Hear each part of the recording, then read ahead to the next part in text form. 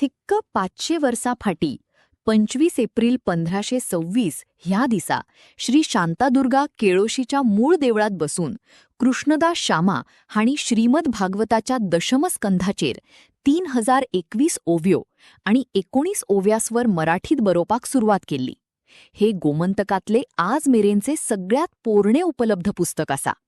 म्हजे गोमंतकाचे पहिले ओळखीचे पुस्तक कृष्णदास शामा हे पुस्तक थळावे केळोशीवासी आणि गोवा मराठी अकादमीचे अध्यक्ष आणि वांगडी हांच्या उपस्थितीत अर्पण करपात आले.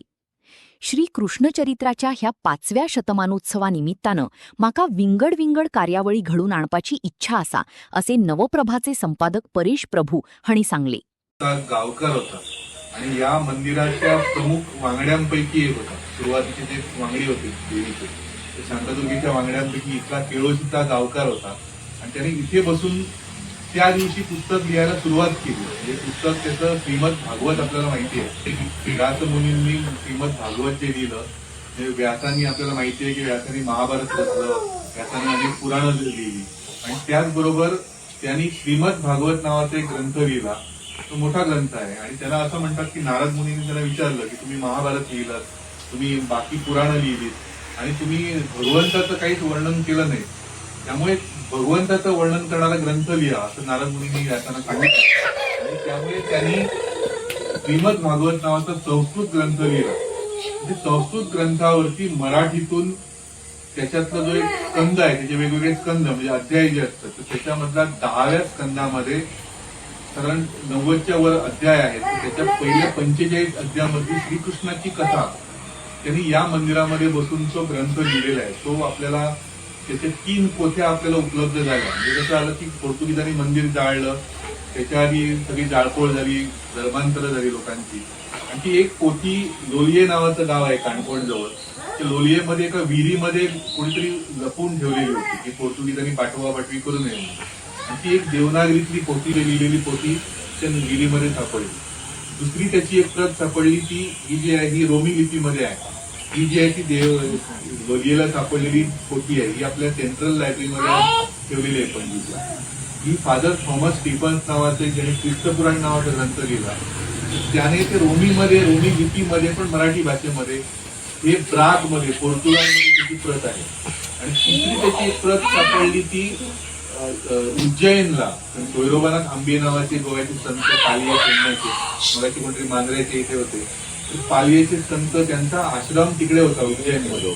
आणि उज्जैनमध्ये ती तिसरी प्रत तिथे सापडली. असे 3 प्रती सापडल्या आणि त्या काळात लिहिलेली पोथी आहे. 1524 मध्ये वैशाख शुद्ध त्रयोदशीला त्यांनी लिहायला प्रारंभ केला आणि नंतर तो पूर्ण केला. आणि त्याच्यामध्ये ते लिहितात की केळोशी नामे ब्रह्मपुरी, म्हणजे केळोशी नावाच्या ब्रह्मपुरीमध्ये शांतादुर्गेच्या मंदिरामध्ये बसून आपण हा ग्रंथ लिहायला प्रारंभ करतो आहोत असं त्याच्यामध्ये लिहिलेलं आहे. त्यामुळे त्या पुस्तकासंदर्भात हे मराठीमध्ये मी पुस्तक लिहिलं, याच्यामध्ये त्या ग्रंथाची माहिती आहे की तो जो ग्रंथ आहे तो काय आहे, त्याच्यात काय लिहिलेलं आहे. श्रीकृष्णाची कथा आहे, श्रीकृष्णाच्या जन्मापासून कंसवधापर्यंतची संपूर्ण कथा ओवीबद्ध रूपामध्ये, ओव्याच्याच रूपामध्ये, जसं आपण आता इथे ओव्या वाचले, ओवीबद्ध असा तो ग्रंथ त्याने 3123 ओव्या आहेत आणि त्याच्यामध्ये संपूर्ण ती कथा श्रीकृष्णाची त्याने या मंदिरामध्ये देवीच्या सान्निध्यामध्ये बसून दर आठवड्याला त्याचं, त्या काळात कसं होतं की वाचन करायचे. तुम्ही जसे आता दर शुक्रवारी इथे येऊन पूजा करतात, तर दर ते वाचन करायचे आणि एक भाग असा करून तो ग्रंथ या मंदिरामध्ये लिहिलेला आहे.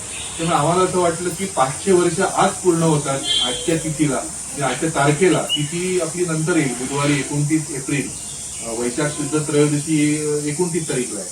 पण आपण हे ग्रंथ आम्ही देवीला अर्पण करतो. तुम्ही आता इथे जे पूजा करता तर तुम्ही हा वाचावं, पुस्तक एकमेकाला वाचून द्यावं. इथे आम्हाला जर माहिती आहे एवढ्या मोठ्या संख्येने कोणी असतात, आम्ही अजून काही प्रती आणल्या आहेत, पण ही तुम्ही आणि ते आपले चंद्रकांत गावत आहेत, आपले उपाध्यक्ष आहेत मराठी अकादमीचे, हे आणखी प्रती तुम्हाला उपलब्ध करतील, त्या वाचाव्या तुम्ही. या जागी बसून लिहिलेला ग्रंथ आहे आणि 500 वर्षानंतर त्याची एक आठवण करावी म्हणून आम्ही मुद्दाम या ठिकाणी आलो. आम्हाला खूप आनंद झाला की तुम्ही ज्या तऱ्हेनं हे सगळं सुंदर पूजा तुम्ही इथे केली. आम्हाला सर्वांनी माहिती नव्हतं की याची पूजा होते किंवा काय इथे तुम्ही एवढ्या संख्येने जमता. तुम्ही खरोखर मराठी अकादमीच्या वतीने आनंद व्यक्त करतो. आमचे अध्यक्ष गोवा मराठी अकादमीचे अनिल सामंत आहेत, 1-2 शब्द बोलतील, नंतर आपण इथे देवीला अर्पण करू.